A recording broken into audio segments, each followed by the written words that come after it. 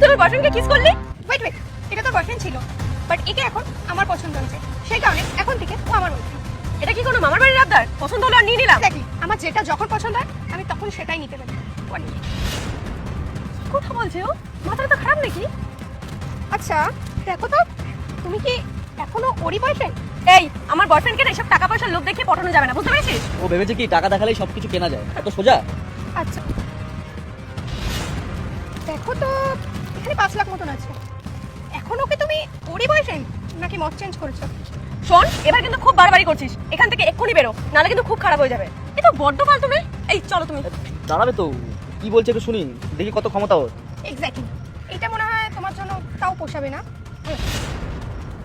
Baby তুমি চলো না এখান থেকে। এই দেখো, এখানে আরো 50,000 মতন আছে, টোটাল 10 মতন হবে। তোর টাকা তোর কাছে রাখ আর বেরো এখান থেকে এক্ষুনি, নাহলে কিন্তু এবার হাত উঠে যাবে বলে দিচ্ছি। আমাকে যদি এখান থেকে বেরোতে হয় তাহলে তোমার এই ব্র্যান্ড নিউ গাড়িটাকেও এখান থেকে চলে যেতে হবে।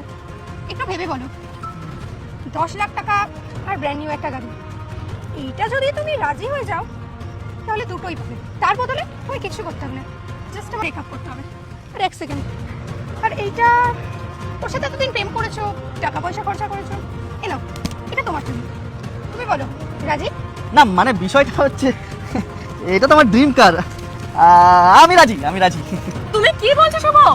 ওকে এই জিনিসগুলো ফেরত দাও এক্ষুনি। আমি কেন ফেরত দেবো? তোমার সাথে থেকে আমি কি পেয়েছি? আর এমনিতেও তোমার সাথে ছিলাম শুধুমাত্র তুই টাকা গাড়ি পেয়ে গেলাম। চলো শোনা যাই আমরা।